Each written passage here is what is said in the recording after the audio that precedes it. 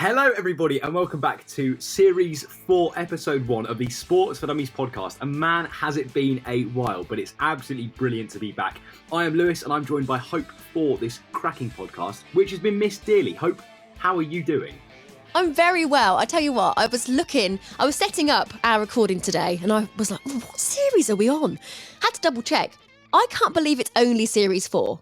I know, that is actually mental, to be fair. It is only Series 4, but we have covered so much content. So for those listening for the first time, this is a podcast for you, whether you know anything or absolutely nothing about sports. Me and Hope are going to wrap up the 3 biggest stories of the week, full of drama, full of laughs, just to catch up with what's been going on in the world of sport. And of course, catch up with each other as well. Before we move on to today's stories, Lewis, Yes. recently been on holiday. Tell us about that. Yeah, I did, to be fair. Hope it was good. I went down to the south coast. My grandparents have a little holiday home down there, so it was down at the south coast, not far from Bournemouth. Yeah, very, very lovely. Weather was beautiful, so we had a great time. Although I did promise you, because actually going back a couple of weeks, I was in Paris, and I had a story for you that I was going to tell you about, and the listeners, where I was nearly homeless in Paris for the evening. Yeah! Right, go on then. So if you listened to the last episode of Series 3, Lewis was talking about how he went to Paris, he was doing the tennis logging, but it was the same time Liverpool playing, right? Yeah, that's right, yeah. When he arrived, there was a situation. Tell us a story from the top, Lewis. Yes. So I won't give you the full shebang because it's very, very long. But anyway, to cut a long story short. Okay. Let me tell us a little bit of the story then, Lewis. First thing I'm going to say to everyone, right, and I have no animosity for anybody. I'm a completely neutral person. But what I will say to everyone listening, never, ever, ever book with booking.com. No two ways about it. I'm not having a debate. They are absolutely flipping useless. So if they approach us for a sponsorship deal, we're saying no? Absolutely not, no. They are. I have no interest. I wouldn't even take a place. Even if they opened the door for me in a hotel room, I still wouldn't go in because they're that useless. I rocked up to my apartment that we'd booked in Paris. We got on got off the Eurostar. It was 30 degrees, absolutely boiling hot. Travelled all the way up the metro to this, to our hotel or the apartment we were due to stay in, and there was no one there. There was no sign of life. Nobody was there. I rang the bell a couple of times. Anyway, did some of my investigation, brought out some of that Sherlock Holmes wit inside of my little skull, and I went to the barber's next door. Hello, do you know flat number do whatever? No, go to the next shop. You're not going to get very far saying do, are you? Okay, well, I can't remember what the number was. Come anyway, again. yeah, but I was going on and on, and in the end, we called booking.com. This was about this was about 8:30 at night. So we arrived into Paris at 6. So we'd spent 2.5 hours trying to work out what was going on. We eventually got through to booking.com after hours of calling and found out the room we booked was actually unavailable. So the room that we planned to stay in, they didn't mean to have up on the website, but they'd left up there for some reason or another. Anyway, so it's now 9 o'clock at night in Paris. We're stranded. We're homeless, right? So we've got no room. We travelled back to the Gare du Nord, which is the main station in Paris, to be safe. So we're staying around there. And it was getting later and later and later. All hotels booked full, either way too expensive, out of our budget, couldn't do it. And it gets to 10:30, right? It's 10:30 at night. So it's 9:30 in the UK. You're thinking, we're going to have to stay on a bench here. Yeah, we're stuffed. Yeah, we're absolutely mudded. We've got no two ways about it. We've got no push or shove. It's not like we can go to a hostel because, again, they're all full. Literally anywhere you looked, Hope was full. There was no... Well, obviously, Liverpool were playing. It was the final. Yeah, it was around that time too. But also, the other thing was going on. There was a massive French art exhibition. There was something going on anyway. So it was like, you just couldn't make it up. So we're standing there going, we're just stuffed. Like, this is it now. We're going to be stuck here for the night. And we were all... It was very, very stressful. Anyway, an absolute blessing. I'm very grateful. So there was this guy in the Gare du Nord, a security man, spoke absolutely no English. And my 2 mates weren't very up for it. But I was going around to everyone saying, hello, do you speak English? Hello, do you speak English? And eventually, obviously in French. And these guys said, no, we speak no English. Now, they'd seen us standing in the Gare du Nord for hours and hours, obviously. We're the only people in there with suitcases. We're like dripping in sweat. We looked very concerned. And eventually they walked up to me and they kind of shrugged. There were 2 of them and they shrugged their shoulders and went like, what's going on? Like, why are you guys still here? So I said one moment, got out my phone, Google, Google Translate. Google Translate, right? So I go Google Translate and it never does it correct. It never does it fully how you want it to go. But I basically wrote to them saying what had happened. We planned to stay in this apartment. It didn't work out. We're now in this situation. Can you help? And they turned around and they went, yeah, one moment, no worries. So I'm like, okay, great. They walked over to this hotel and checked it out for us, and it was full. So they came back to me, And one of the guys took my phone and said, "Okay, no problem. I'm going to stay with you." And basically, Oh, to wrap it up, he walked us around every single hotel near the train station. They were all completely full. And then, by the grace of God, my dad found a train station. My dad found a hotel online that we managed to book. And this guy drove us from the Gardinor all the way to this hotel, dropped us off. We didn't even know his name. Like, he was the nicest guy in the world, spoke absolutely no English. So if you ever meet the security in the Gardinor, definitely give them a shout out, because they are absolute flipping legends. And that dude literally, yeah. I've literally got tears in my eyes. That's such a wonderful story. Yeah, it was really, really sweet. We couldn't really believe it, to be honest. I feel very grateful to God, because I couldn't quite understand how kind he was. Like, he literally, when I tell you, again, the area around the Gardinor is not very safe. It's known as quite a dangerous area. There's lots of violence that goes on there and stuff. And it was daunting, walking around at night around this place. He was looking at every single person. It was very clear that we were like tourists, not having a clue what was going on. Yeah. He took complete care of us the entire night, took us all the way to this other hotel. Absolute legend. Really was the nicest guy. And we gave him a little tip, but obviously we didn't have any euros because no one carries cash. So we had we had a couple of euros change spare that we gave to him, and it was just very, very grateful. So that is my story, or highlight, I should say, from Paris. There you go. Oh, bless him. Well, there are good people out there. For every rubbish 5 people, there's at least one good person. Before we start, Lewis, I know you're keen to crack on. Do you know someone called Duncan Cross? I do know Duncan Cross, yes. Okay, Duncan is very excited that we're doing Series 4. Duncan Duncan actually was one of my best mates back in the day, back in year 10 and 11, back in the days of, oh goodness, what was that? We did all sorts of classes together. We did DT together in year 9. We did French together. He's a really, really sound guy, massive Liam Gallagher fan. Shout out to Duncan. I'm trying to find Duncan's message so I can quote him exactly. Oh, there he is. I did think we had a genuine fan. But it's okay. He's still a fan. Oh, it's not coming up. Okay. But he basically just said he misses Hope and Lewis time on the podcast. He's very excited for Series 4. So there we go. Well, Duncan, shout out to you. Thank you for listening. Cheers, Duncan. Really appreciate that. And he's stuck with me since day one. Bit of an OG. There you go. There we go. But Hope, go on. I was just going to say, on that merit, let's kick off with story number 1 of 4. Oh, no, just I am. On that merit, let's kick off with the first story of Series 4. Okay, Hope, we're beginning with a very interesting piece of news that I woke up to today. I was very, very surprised reading this headline. Quite an amazing story, really. We're talking about 2 women, Anita Alvarez and Andrea Fuentes. Have you heard either of these names, Hope, in the last 24 hours? Are they swimmers? Yes. Right, I think I did see this, although I thought someone's name was Sunny or something. But maybe the headline just said, in a sunny location, and I got confused. Maybe. It was in Budapest. There was something about a swimming pool emergency? Yes, that is right, Hope. So American swimmer Anita Alvarez was competing at the World Aquatics Championship. Now, she was competing in the final of the solo free event in Budapest, and it was sunny, that is right. So that's probably where you read the sunny title. She had actually just completed, she was in the latter stages of competing, and she'd either just finished or was about to finish, and all of a sudden she just fainted. So literally in a split second, fainted in the pool and started to sink. And her coach, Andrea Fuentes, literally dives in, and there are these absolutely incredible shots taken by photographers of her diving in to save her, picking her up and taking her out the water. And the entire scene of how this all happened was literally in like milliseconds. Absolutely insane and incredibly done by Fuentes for that kind of what would the word be? Instinct. Yeah, incredible instinct to just dive in and save her. It was absolutely amazing. So there you go. That has just happened in Budapest. Oh my goodness. That is so scary. It's very, very... Do we know why she fainted? Is there have they checked... maybe they've checked her out and haven't actually released that information yet? So... No, not really. So they have announced officially. Fuentes, obviously the coach, has written on Instagram. She's all fine. They've done full oxygen tests and all those things, heart checks and stuff, and she seems to be okay. But no, they haven't released why. And even worse news, Hope, something that we can definitely talk about now, and it's more of a discussion, not necessarily debate, but I'd be interested to hear your opinion, is that this isn't actually the first time Alvarez has fainted. She actually fainted back in the Olympic qualifications in Barcelona last year.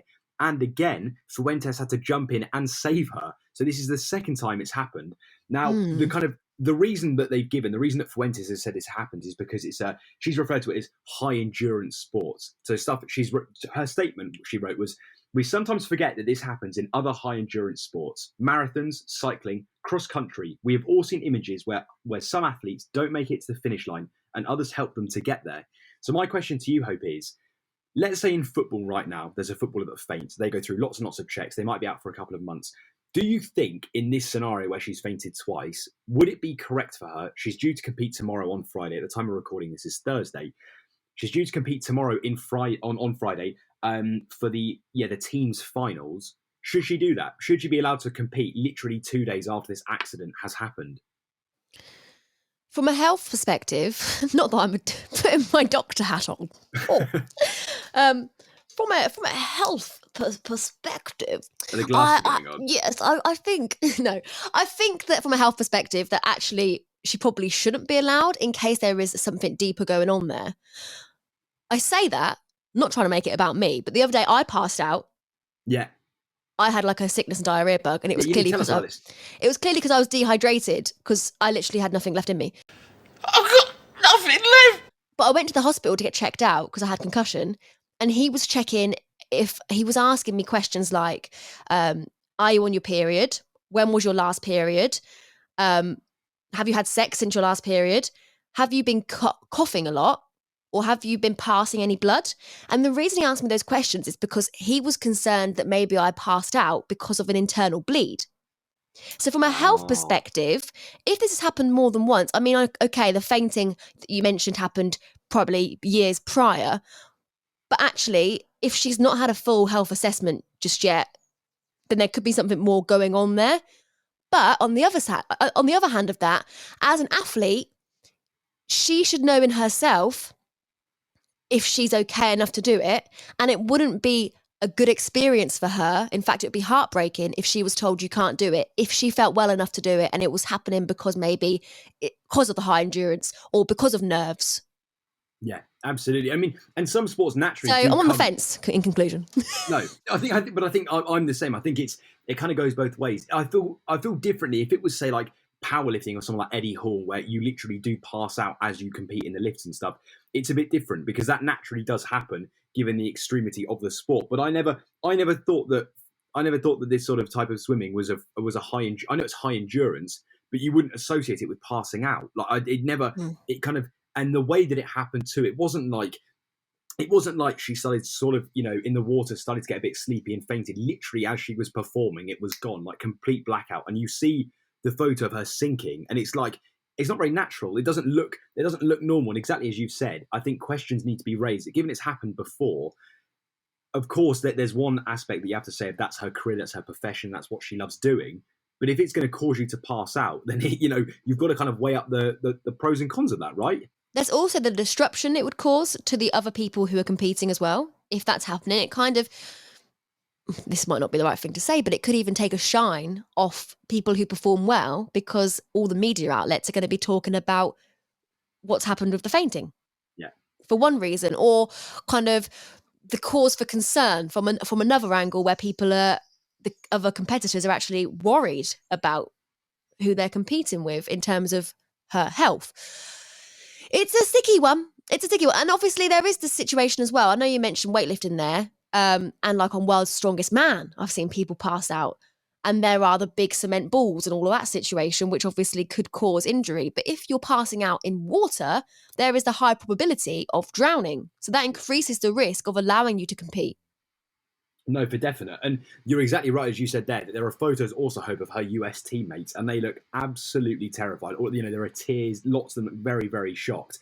And there's no surprise, you're not going to casually stand around when that happens and react in a good way. It's obviously going to really, really affect you. And you're right that the media outlets then don't necessarily focus on the good stuff that's happened in the day. It's all about that. And you're spot on. I think when I reading the articles, there was no news on how anyone else got on or how people competed. It literally was all about her. In the end, she finished 7th, actually, despite not finishing, which was quite amazing given the circumstances that happened. But there you go. So we'll have to wait and see whether she competes again, say on Friday. But I'd be interested to see actually long term what the effect this has on her career and whether she will continue doing, kind of taking part in free solo swimming. You don't want her legacy, or I'm sure she doesn't want her legacy to end up being, oh yeah, that's the one who fainted all the time. Yeah. So there is that in terms of a career respect, but there's also the element of encouraging the younger generation. That is a big thing that is often talked about in all different types of sports, that especially young women, you want to encourage them to get involved in sports. This, if people saw this, they could be scared. Sorry, there's a jet going over. They could be actually, still going. Big jet. Can we not? Meow. Can we not? I'm just going to carry on. It could actually make young people think, oh no, I don't want to do that. I don't want that to happen to me. That's scary. Yeah, and I'm really glad she's had a full recovery and that she's managed to recover, and there's been no kind of consequence off of that, which is great. But you're right, if you're taking part in a sport, I think let's come back to kind of what we were saying with powerlifting and stuff. Full well when you get into a sport like that, there are serious risks, or whether you're doing heavy lifting or cement ball picking up, whatever the bonkers things that they do in the World's Strongest Man. There is an element of risk to that. But I've never associated swimming necessarily with risk. But you're right, it does come with that added element of drowning. And there are multiple reports saying that if she'd stayed in there for a couple of seconds longer, or if Fuentes hadn't reacted, actually there was a serious risk of drowning. But on top of that too, I think question marks need to be raised about the lifeguards. Fuentes in an interview afterwards was absolutely furious and kind of said, look, the reason why she jumped in because the lifeguards did nothing. And it really does make you wonder, like, what were they doing in that moment and what actually happened as a result of her having to jump in. And then not only that, a fellow onlooker jumped in who was kind of an unknown, jumped in to save her as well. And you just think, like, what are the lifeguards doing in that situation? What's happening that means that they didn't even bother to jump in? It's just really strange. Well, I assume there'd be a full investigation into that. I imagine there will be, yeah. So we'll have to wait and see. But that remains to be seen, Hope. But there you go. That really is story number one. So hopefully, and we wish Anita Alvarez all the best in her recovery. Hopefully, she can bounce back and get any tests needed and find out what actually is going on to the root of these issues. Let's see how she gets on Friday. Exactly. Lewis, what is story number uno? So we've had swimming. What's next? What? This is why you're brilliant. She's not a swimmer? No, this is why you're brilliant, because you've just said what you just said. What's story number uno? You meant to two. So you can tell we know that you didn't do Spanish in school. What's story number one, Ross? Really, I'm really paying attention. I thought you were picking on me because it was not swimming. No. And I was like, wait a minute, what was I thinking? No. I was saying that we've already done story number one. Story number two, Hope, we're doing yes. We've just actually had the NBA Finals. That is completed, Hope. But we are now going to discuss story number two is the NBA Draft 2022 featuring an ex-GB basketballer. Have you seen Hustle, by the way, on Netflix? No, that's something I need to watch. Hope my life has been over the last... I'm really surprised you haven't watched that because you are number one basketball fan. Don't you worry, that's on my list. No, the reason why, Hope, honestly, my life has been non-stop since I got back from Paris. So now I've got some time on my hands. I'm going to watch it. I have a plan. Tomorrow night, the fam are out. I've got some time on my own. I'm ready. Get yourself a pizza. Is it amazing? I loved it. Really? I mean, to be honest, it's like the basketball version of Creed. Okay, right. I'll definitely. So you kind of know how it's going to go. Yeah, I can. But it's a good film. I'll definitely check it out. But yeah, Hope. And you will know some people in there because I didn't know who they were, but you know basketball. It's got. Okay, that would be cool. Actually, it's got. Okay, that would be wicked. I'm looking forward to that. I think it's a better legacy basketball film than Space Jam. Wow. Okay, that's a big call. That is a big call. Okay, I'll definitely. Well, Space Jam 2, which has got bad reviews. Space Jam 2 is terrible. I didn't watch. There we go. So I think it beats Space Jam 2. Right. Have you watched Space Jam 2? No, but you said it was bad, so I trust you. Dreadful. And for anyone listening, no hate, love you, LeBron James, but yeah, it was not the sort of film for me. But let us know. But before you go, Lewis, sorry, I keep butting in when he's trying to say something. But if you watch Space Jam 2 or Hustle, tell us what you thought. You can email us sportsfordummiespodcast@gmail.com. Let us know, because I mean, to be fair, Space Jam 2 was fun. Like, the concept was fun and it was cool. But when you've had a film that was that good as Space Jam, it's hard to match, as you kind of said, the legacy. It's kind of hard to match the hype that builds, and it just wasn't there. It wasn't the same sort of film. Yeah.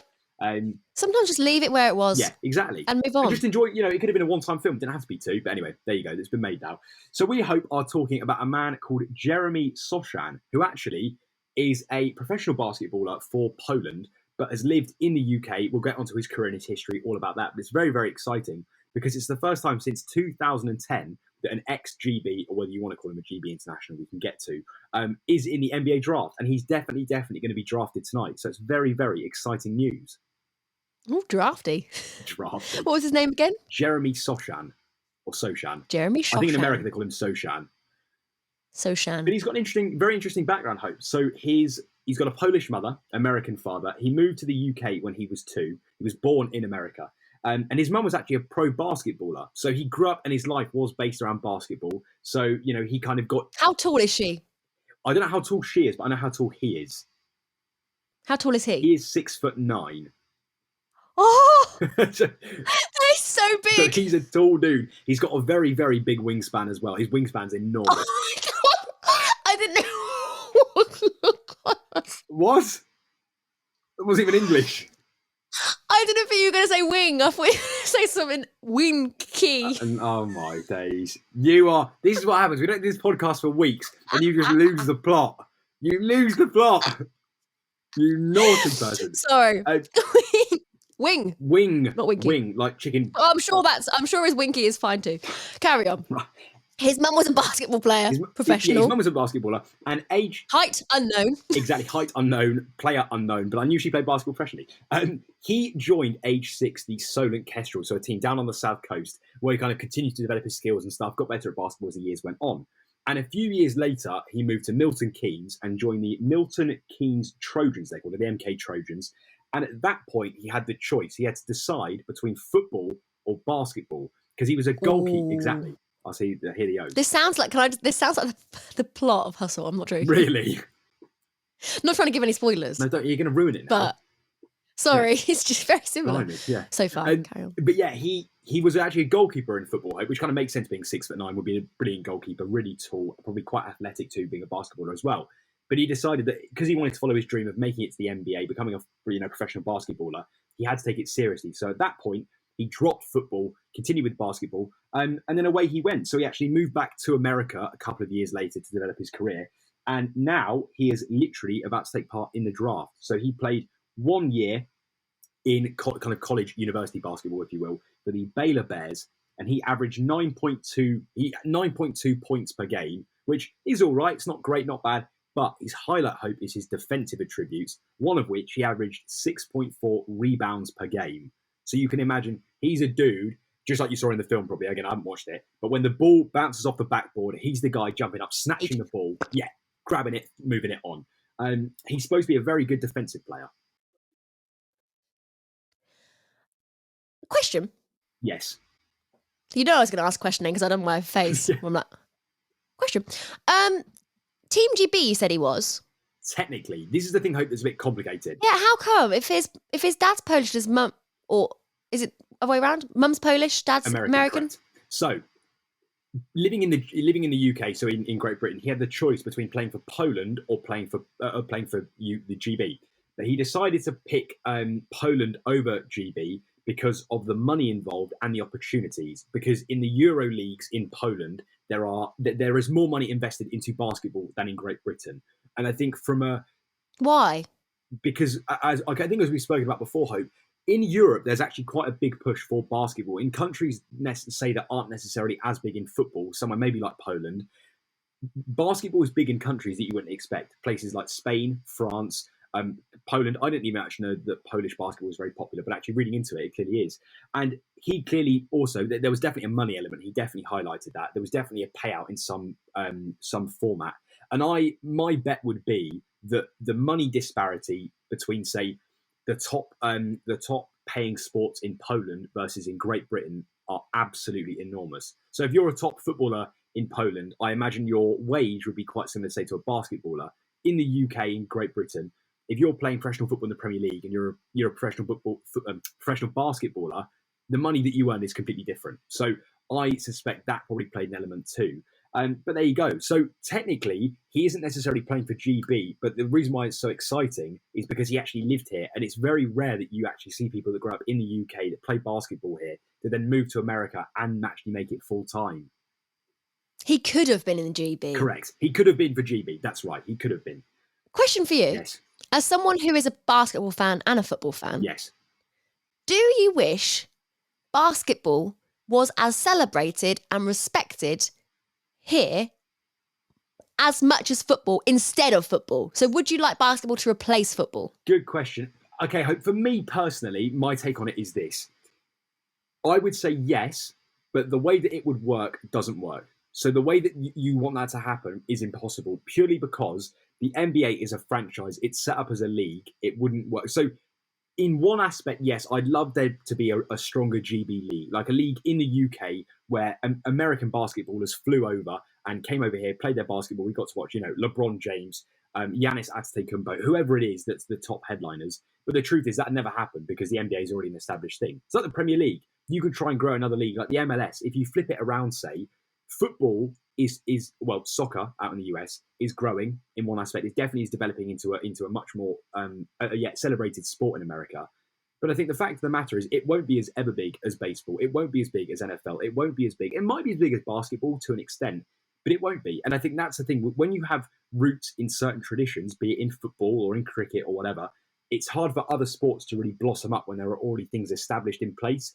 So in one aspect, yes, I would. I'd love it to be that there was a proper basketball. Proper basketball. I think fandom, if you understand what that means. Like, I wish there were more fans. So on your road, say, instead of living on your road and you've got a Chelsea fan and a Leicester fan and whoever, you've got an LA Lakers fan and a Boston Celtics fan and a Miami Heat fan, and that way you could all talk about it. But unfortunately, because of the domination of sports like football, like cricket in this country, that won't ever happen. So, and I think there's also something very cool that, and again, sorry to ramble on.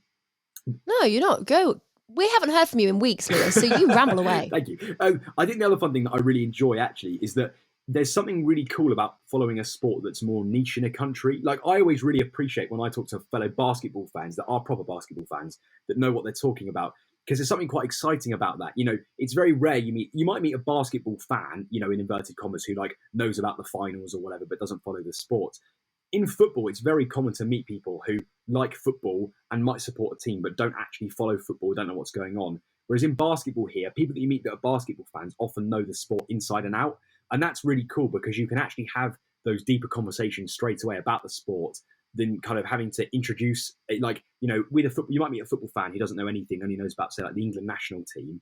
That doesn't happen in basketball in the same way. So there's something cool about that, to follow a sport that's kind of less appreciated here. I really want to go to a basketball game. That's the end of the conclusion. That's the end. Full stop. Basketball games are legendary. Great atmosphere, loads of fun, very high pace, high entertainment. Great sort of outside things, like external factors too. You've got the halftime shows they do every time they take a break. They do they'll shoot the t-shirts and they'll do all sorts of fun things, and they'll do like kiss cams and dance cams. Brilliant fun. Well, let's hope that one day, when Sports for Dummies is huge, we get invited to go to a game. Yes, absolutely. But don't get me wrong, Hope. I'm going to put that out there into the ethos. You should, yeah, you should say it, because I think, don't get me wrong, there are games here that are great, like London Lions Basketball, Association. They get lots of fans every week. They're a popular basketball team in the UK, and there are actually ex-American pros, ex-European pros who come and play in the league. But the truth is that with the other sports they have to compete with, it's very, very difficult for basketball to really blossom. But either way, it's a very, very exciting prospect. And coming back to Jeremy, hopefully he ends up a great team. It looks as if he's trained with Oklahoma City Thunder. He's trained with San Antonio Spurs. He's had meetings with other teams. So it's basically hope to kind of put it into Sports for Dummies terms, as we always do. I know we spoke. Yeah, because I won't lie, I'm getting a bit lost. Yeah. So the draft, Hope, is basically, if you imagine right now, we'll do it in football format. It'll make most sense. If you imagine for all the 20 teams in the Premier League, there were young blossoming athletes that were all, say, majority of are all, say, like 21 or 23 and under. And every team could pick players from like a roster.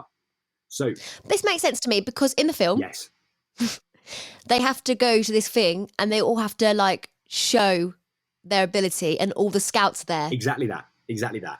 So he's been invited to the draft. So hopefully he'll be picked up by an NBA team. That's it. And it's really tough to get into the draft. Yes, there are only 60 players that are picked from every draft. So to actually get selected as a draft player is very, very, very, very difficult, and that can't be underestimated. There are so many good players that go unnoticed in their careers. So many players that end up playing in the G League, which is effectively the league below the NBA, kind of professional but not really, that are actually talented enough to play, say, in any European league, but because the standard in the US is so high for the NBA, they just don't make it. I didn't mean to cut short your football analogy, so I do apologise. No, I just knew not it. At all, but you got it. But there's no point me. I just knew it. So what was the point? There's no point me waffling on for you. But but exactly that. So he's not expected to be in the top three. The top three are normally like le creme de la creme. They're the players that are wanted by every club or every team, shall we say, in the NBA. And what are they? Is it the LA Lakers, Philadelphia's, Sixers? 76ers, you did, that was all right. No, so this gets a little bit more complicated to explain about the draft, because how it actually works. Okay, well, again, we'll put it in football terms. I'll try and explain, because it doesn't... Okay, and I won't interrupt you this time. I will ask just quickly before you go. Was the origin of basketball in America? I need to say Australia then. In America. Yes, it's an American sport. Yeah. Okay, now you can do it. So it's quite complicated to explain. It's not very simple. The only way I can kind of put it into sort of footballing terms would be, imagine, say, kind of from top to bottom in the Premier League, so you've got 1 to 20, the teams that are kind of lowest ranked, whether that's, we'd say Norwich or Burnley, those teams that got relegated, they would receive the best players. What they're trying to do is they try and balance the league. But it gets even more complicated than that, because you can actually trade your draft picks. So let's say right now, Hope, in the Premier League, I'm Manchester City and you're Norwich. So you've just got relegated from the Premier League. I've just won the Premier League. Canaries. There you go, the Canaries. There you go. And what are Manchester City called? The Raheem Sterlings. Right, I don't know. We'll go with that. What are they called? They don't really have kind of like the Sky Blues. They don't really have a. So that was a trick. You give me a trick question. Sorry, right? I didn't mean to make you cry. Anyway, so well, it's too late. So I could actually hope. So it's quite clever how big teams do things. So let's say right now that you've been assigned the number 1 draft pick for the NBA. So you're going to get effectively or supposedly the best player, the best young player in the NBA for the draft pick. The number 1. Exactly, or whoever. Well, again, it gets a bit more complicated than that, because. Okay, is it number 1 in terms of performance, or is it the one everyone thinks is going to be number 1 because of their reputation? Yeah. So it's not. So there isn't necessarily like there isn't an order of ranking. There isn't like, it's not like, say, in football you might have Messi, then Ronaldo, then Neymar, then Mbappe. It depends on what your team needs. Like if your team needs a big player, you're not going to go for the shining young star that's small and is a dribbler. It's like, if we need a defender, I'm not going to want to sign a striker or a goalie, because that would make no sense to my team. No. So the top 3 basically are often picked by, say, like smaller teams that haven't done as well. Or I say smaller teams, I mean smaller teams that haven't competed as well. No team is smaller than another in the NBA, really. But let's say I'm Man City now and you're Norwich and you've got the number 1 pick. I can trade you some of my things for your pick. So you might have so this is the thing that gets complicated. So it's like Pokemon cards. Exactly. So, but it works a bit differently than that, because as an example, you might have a pick because they have years of picks. You might have the 2027 number 4 draft pick. Like that might just be a thing. You might have been assigned that. I could trade you 2 of my players and some money, and you might trade me a player back and also your draft pick. So what some big teams do is to keep building so that their players don't get old. So let's say someone like, I don't know, like the gold. But you might regret that, because then you might need one in 2027. Well, this is the thing. So it all gets complicated, because you could trade me right now your draft pick for a number of years down the line. That's going to be a top pick, but I equally might, by that point, I might have built a team that I don't need that draft pick anymore. So it's kind of like a wasted pick, and you've got rid of it, and now you really need it because your team's fallen off. So there's actually a lot of skill involved in the NBA draft and working out how to trade players and stuff. Because the other thing that happens, Hope, and this gets even more complicated in the draft, is you can, if, let's say right now, as Norwich, you draft a player and you get a defender in, and we need a defender, we can swap you on the night a player. So you effectively your player could get drafted to you right now, and within hours he could be playing for us. It's really complicated. And do the players get a say? No. In basketball, basketball's very cutthroat, I hope, is the only word to use. Like, it's very much like we decide what we're doing. The players do get a say to an extent. You know, if you're LeBron James, you're not going to get traded out of your team like that. But equally... How old is he, by the way? LeBron. He must be getting 37. on. Yeah, he must be getting... He's still on. a legend, though. When's he going to retire? Oh, I don't think for years. But really? No. He'll keep going, because I think he's trying to build a career really that's like long lasting, and he's trying to outlive Michael Jordan and players that have come before him that are regarded as legends. And how old were they when they retired? Michael was Michael Jordan 39? You can give like a rough. You haven't got to give the I don't real know. age. I think Michael Jordan, Kareem Abdul-Jabbar, Kobe Bryant, they were all in their late 30s, possibly early 40s. Kobe Bryant did he retire or did he die before he retired? He retired and he passed away. Yeah, really sadly. Yeah, but that does suck, doesn't it? Yeah. I mean, more than suck. It is devastating. But the fact that you work your life, doing a job that you maybe love, retire, and then that happens. Oh, it's horrendous. Absolutely. Life is short, isn't Absolutely horrendous. Yeah, and that's why you've got to take every opportunity. Which is why someone like Jeremy Sochan, who gets the opportunity to play in the NBA, you've got to take it. And it's very, it's quite exciting, Hope, to say that he'd been growing up as a kid in the UK. You'd watch LeBron James, you'd watch these players on the telly that you dream one day of playing against. And he is the same position as LeBron James. So there is high potential. Well, only if he had Sky Sports. Because if he had just normal telly or Freeview, then he probably wouldn't have watched it. Well, the thing is, Hope, there is an app called YouTube, which is quite handy. But oh, yeah. But either way, the point is, he will be up against LeBron James next season. And that must be one of the coolest things to be able to say. So I wish Jeremy all the best. And if anyone listening knows Jeremy personally, by any chance, please do let him know. We'd love to get him on the podcast. Love to speak to a basketballer playing. Oh, we'll slide into his DMs, Lewis. Anything's possible. Yeah, we'll give it a go. We'll give it a whirl. But there you go, Hope. Well, I'm going to give it a whirl. And you can give it a whirl as well. Yeah. We'll be like, hey, but tonight, come on. Before we move on. Yes. Sorry, go on. Well, you've got to keep your eyes on the prize for the NBA draft. What team would you like to see him get drafted for? Well, I'm a Miami Heat fan, so I think it'd be cool to have him play for the Miami Heat. But equally, the Miami Heat have had a UK-based player before. So I think, given that he was born in Oklahoma, he doesn't support Oklahoma necessarily, but it sounds like he's got quite a lot of affiliation there. I think that would be very cool to see him go there. But I don't know. He could go anywhere. That seems like the NBA draft. You just never know. Do Miami Heat have a sponsorship deal with Doritos Heatwave? Because if they don't, they're missing a trick. No, I don't think they do. Quite frankly, I can be your marketing lady. Deep breath. Tell you what, Hope, it's absolutely boiling. I don't know why I'm wearing a hoodie. In my room, I'm dripping. Hope, what's number 3 in Spanish? Tres. Way, number tres. I don't know if I'm getting my Spanish and my French mixed up.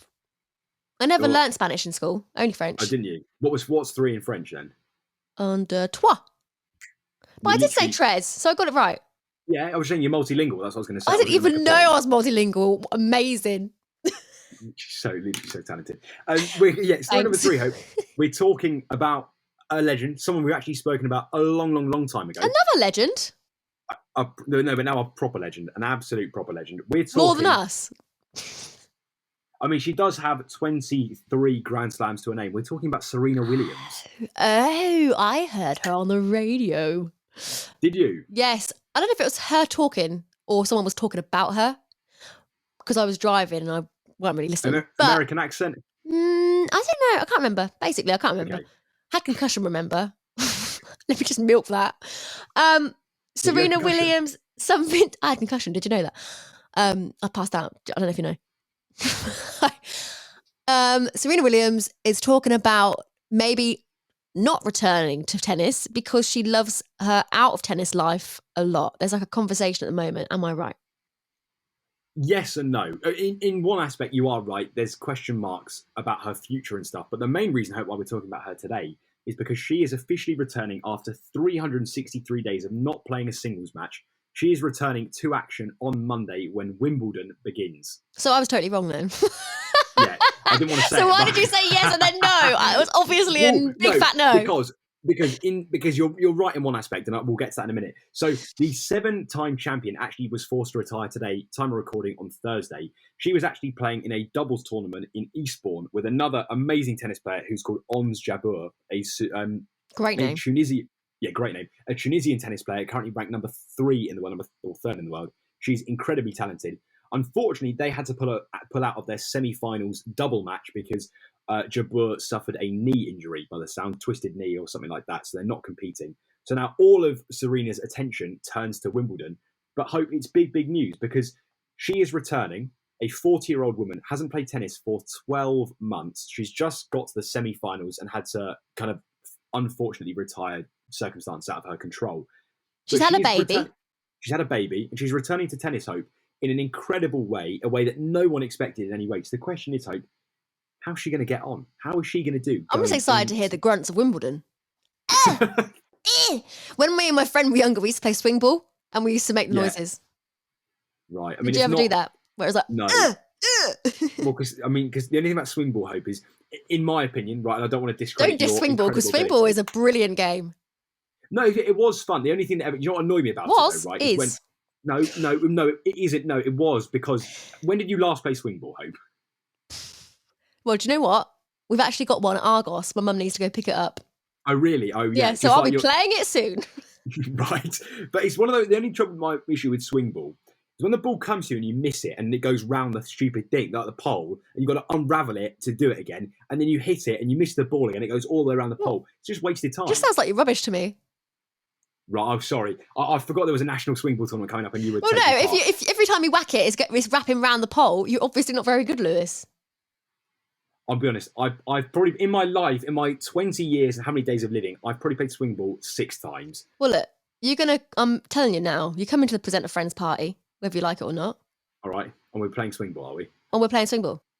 There we go. And for everyone else listening, sorry about that digression. She was actually forced to retire 363 days ago. So she played against Alexandra Sashanovic at Wimbledon at centre court, and she slipped. I don't know if you remember, Hope, because we did discuss it once she retired from the game. She actually tore her hamstring. There was these awful scenes of her crying. It was very wet on the grass.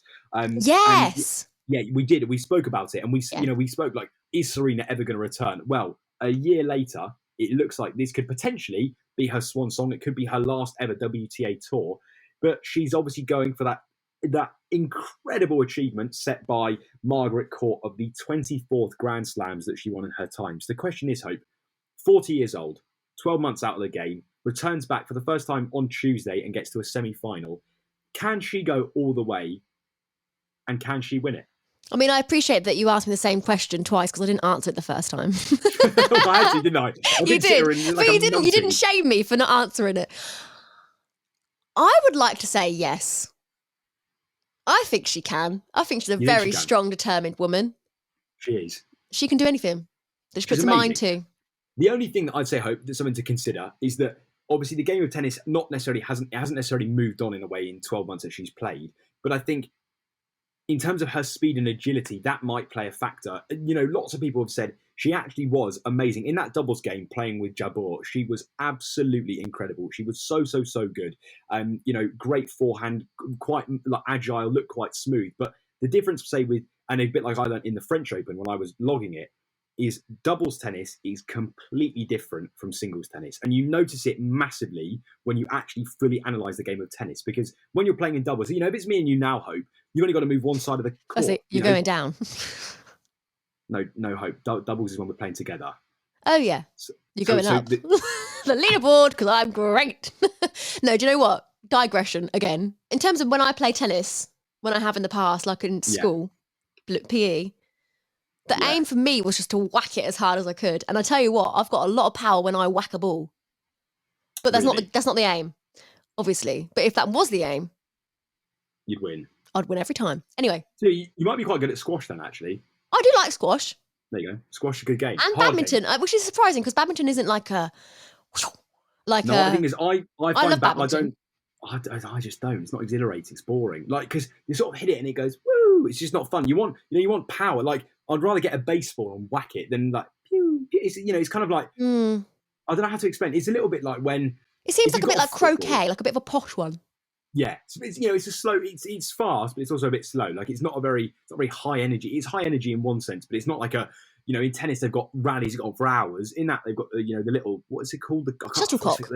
Shuttlecock. That is it. That's the only cool thing about it. It's called a shuttlecock. That is cool. I feel like you don't really sweat in badminton.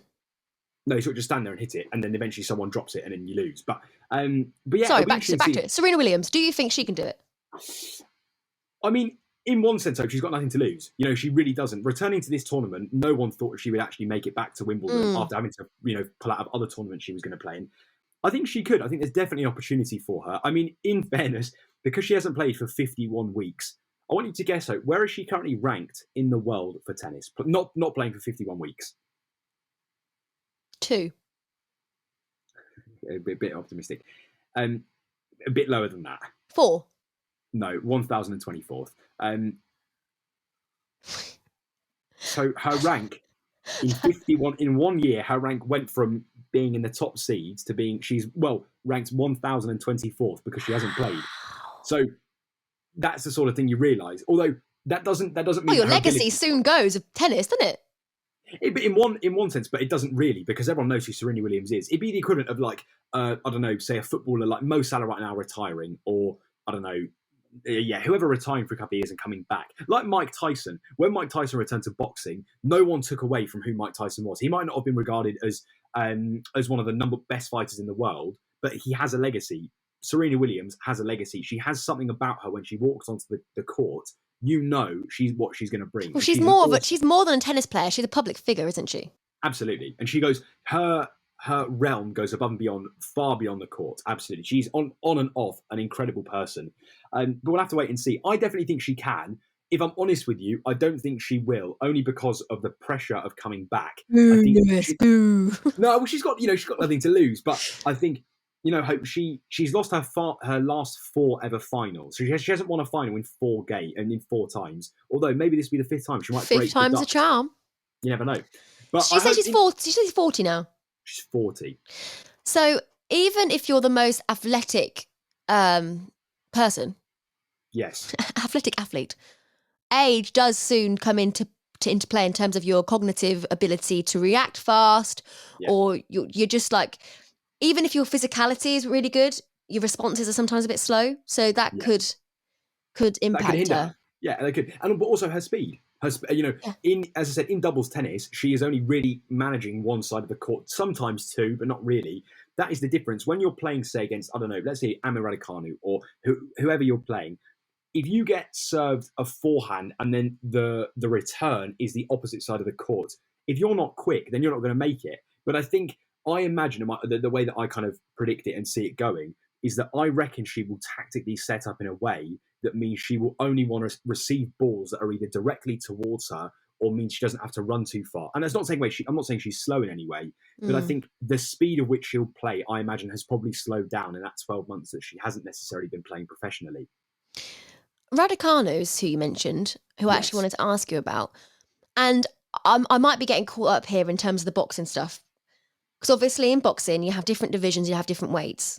Yeah. In tennis, is there anything like that? Or can anyone play anyone depending on your ranking? Could we one day see Serena Williams and Raducanu? Emma Raducanu. Can we ever see them have a go? There's no. The only way I hope that it works is seeding. It's a bit like the Champions League. So what will happen in a similar way is that they will get seeded, the people that have been selected, and they will then pick each other. It's a bit like, it's like, imagine in one sense, a bit like when the Champions League happens, balls out of the pot, they pull out your team and you're playing this person. Same thing for Wimbledon, same thing for tennis, that they will be assigned certain people to play and then there'll be a tournament tree and there could be a chance. Again, I believe the draw is happening tomorrow on Friday at the time of recording. So tomorrow we'll find out who people will be playing. So that'll be interesting to see who Serena has got. So we'll have to wait and see. But there is a likelihood she could be playing anybody. She could be playing the world number 1. She could be playing nobody. We just don't know. Your predictions, please give us an email, sportsfordummiespodcast@gmail.com. Please do. On that merry note, that rounds up the first episode of Series 4. Yeah. Way! Was there a delay because of Wi-Fi, or were you just trying to think, am I right? Is she right? No, I know. I knew. I was kind of waiting for. I wasn't really sure what to do. You were just trying to scare me into thinking I was wrong again. No, it wasn't intentional. Yeah. But no, everybody, thank you for listening. We really appreciate you being here back today with us. If you have any questions about the podcast, please do email us or drop us a message on Twitter or on TikTok, wherever, we're on social media channels. So please do check us out. Leave us a review if you're listening on Apple Podcasts, or equally, if you're listening on YouTube, drop us a message on YouTube in the comments, write us some stuff. Let us know what you thought, and any other sports that we may have missed for the week or any other news, please do let us know. And if you're thinking, what on earth is Lewis on about YouTube? Oh, that's right. Series 4. We're on YouTube, baby. So you can actually watch us. So if you are listening on Spotify, convert over. Well, not convert over, but have a little look-see. And you can actually see our faces. There you go. Just search Sports Dummies Podcast and it will pop up, I'm sure. Yes, it will. But yeah, everybody from here at Sports Dummies, take care. We'll see you for episode 2 very, very soon. and we'll catch you in a bit. Bye. Bye.